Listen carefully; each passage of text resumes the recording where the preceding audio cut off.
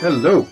I am here to talk about a play experience a week or so ago at SpelensHus in Norrköping, which is my new play home for role-playing and board gaming and stuff like that, and a wonderful place.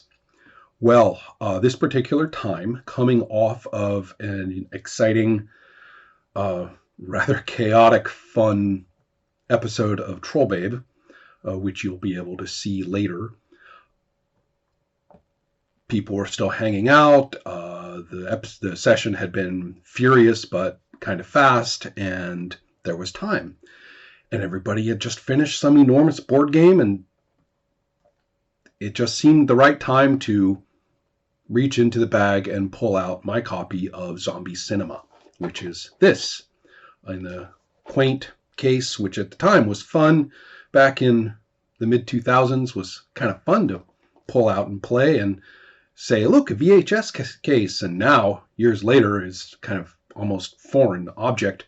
Well, anyway, so it's in this VHS case because it's called Zombie Cinema, and it is composed physically of a more board game style rules pamphlet, and which, again, back then was not too common, more common now, and a few other components. I should also say this game is authored by the brothers Tuovinen in Finland and was Eero Tuovinen's first published design.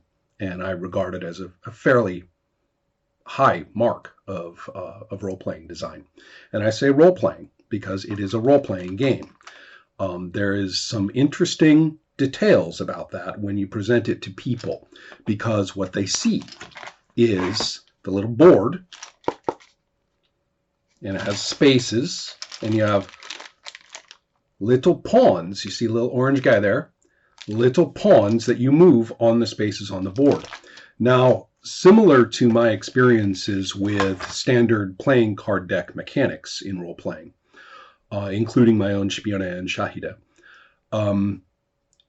I typically try to avoid, in such games, in design, the feature of card games in which a player holds a hand of cards, that is to say, a little fan whose contents are not held to others, not because it's a bad mechanic or inappropriate to role-playing as such, but because culturally, that posture and those objects connote a specific kind of social, creative, or social goal at the moment, which is to say strategic, multiply unknown, incomplete information, and sort of a imminent and moment by moment need to seek the victory.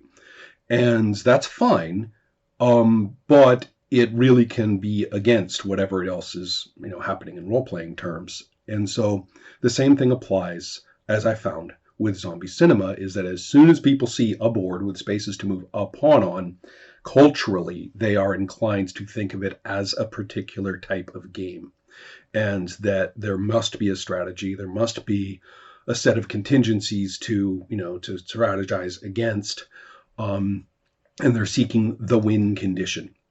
It's especially easy because if you look at that board, you will see on one end a little triangle, the little corner here, escape, and you will also see, after a little bit of explanation, that if the black pawn, which is the zombies, overtakes a pawn, that character dies.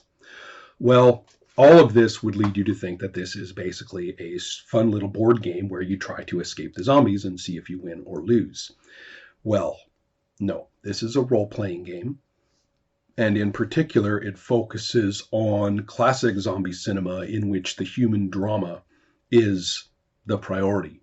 Ultimately, despite a certain admirable or inadmirable excess, the early zombie movies, by and large, were oriented toward what are people like, and what are these people like.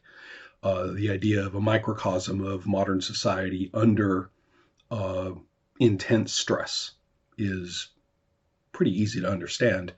It's just easy also to get distracted by, zombies. Well, all that said, Therefore, how I present this verbally to people matters a lot.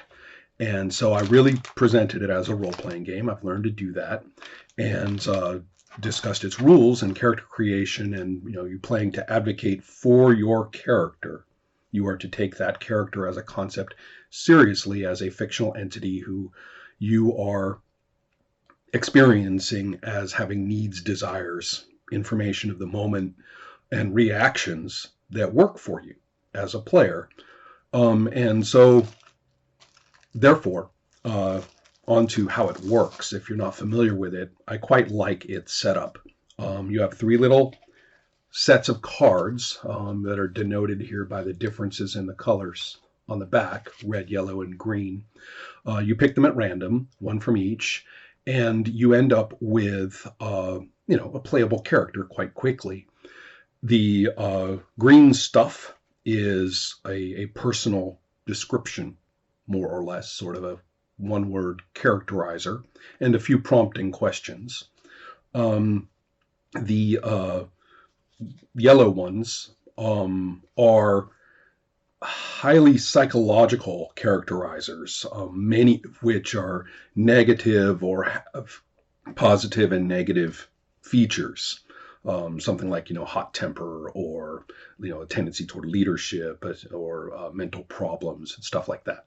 The examples of the green ones that I was talking about, they are mostly social. As I say, they're descriptors of a character in mostly social terms. For example, a character may be a dependent, someone who relies on others to take care of their health and their movements and things.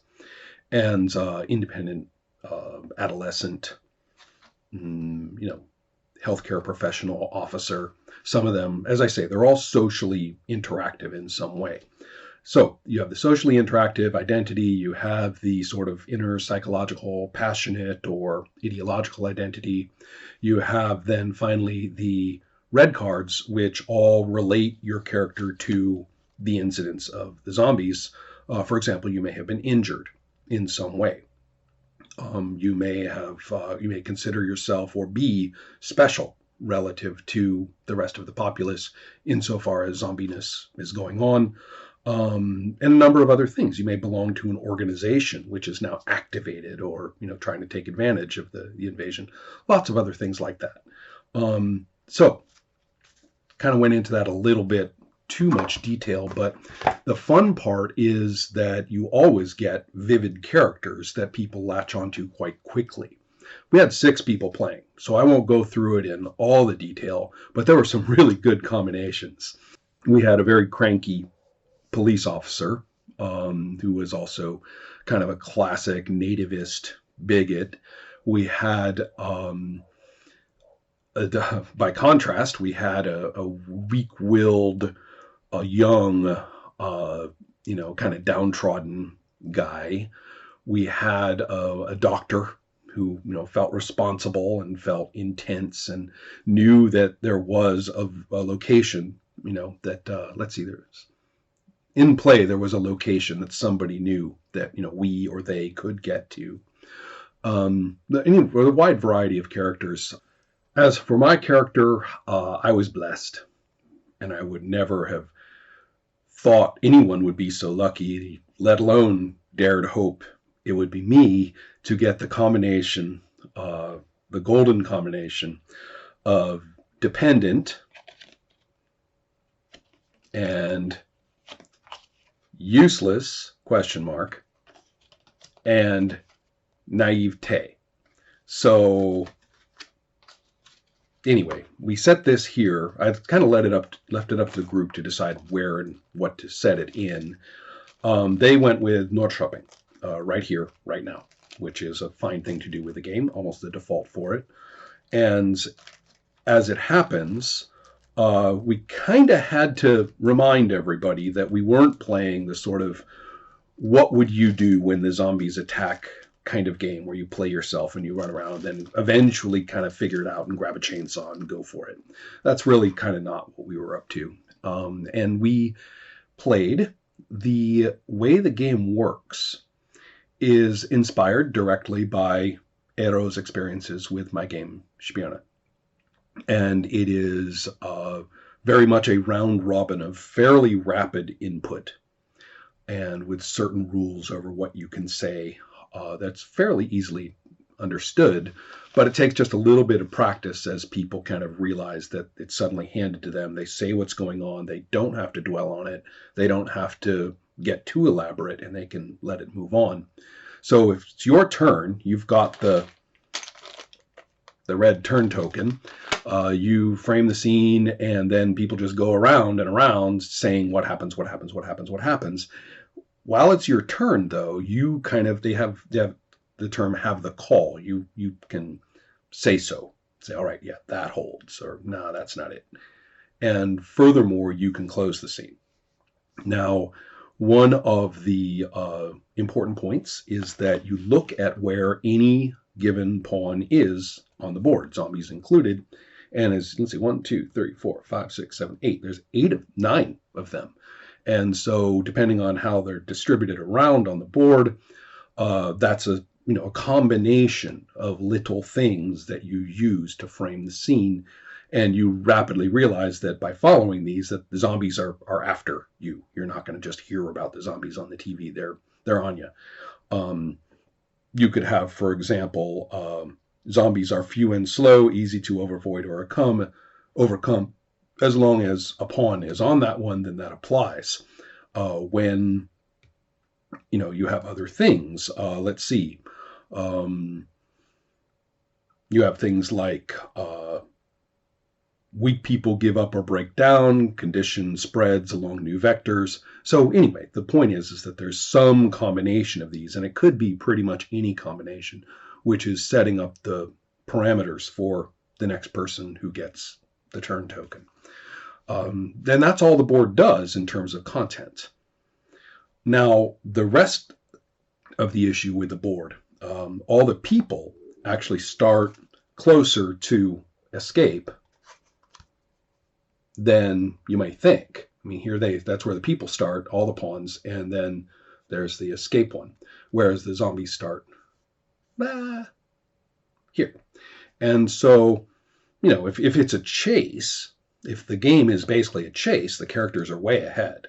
Now, as long as everybody has an active character, you can't actually fight the zombies in dice terms. Fictionally, you can kill them all you want to, or run away, or do whatever you want. But the actual influence on the zombies as a game piece doesn't occur unless somebody's gone. Then somebody can name action against the zombies. But in the case of earlier play, the only people or the only things you can have conflicts with are each other. And inevitably, somebody's going to be bumped forward and somebody's going to be bumped backward with every shift of the turn token and with every tie, if they happen to occur. The zombies will move up 1. And so, the zombies are kind of inexorably coming along, and then the characters are splitting, some going ahead, some going back. And it's not unusual in early play, as people are going through this, for the characters' pawns to be shifting rapidly back and forth in this intermediate area around where they started as the zombies kind of work their way up. That, as I say, that's pretty common for that to be occurring, especially if different characters keep having different conflicts with one another, and there's no really dedicated someone who gets way up there, which is fine if it does. Now, again, escape isn't really like the object of the game. Escape is something that can happen to a character, and being killed is something that can happen to a character. In either case, the player keeps playing and is still able to participate in dice terms in a variety of ways, although they're not advocating for a character anymore. Also, as I mentioned, under those circumstances, with even just one player who is not a character player anymore, then attacks can be made toward the zombies on that person's turn. So in many ways, the less people are still there, still surviving, the more opportunity there is to drive the zombies back. However, uh, total character death and single character escape are not unheard of during play, as is sometimes, nearly everybody getting to escape one way or another. Again, any outcome of that kind is perfectly satisfying. The point is, you look at what happened and see what kind of dramatic arc of the characters' interactions has yielded. And the game is beautiful for that, as long as everybody can stay away from this, oh God, get the pawns off the board. We must, it's winning the game. Kind of keeping that out of there. And it works really, really well. As I say, the only reason people fall into that is just because it is a board physically. And that's what they know.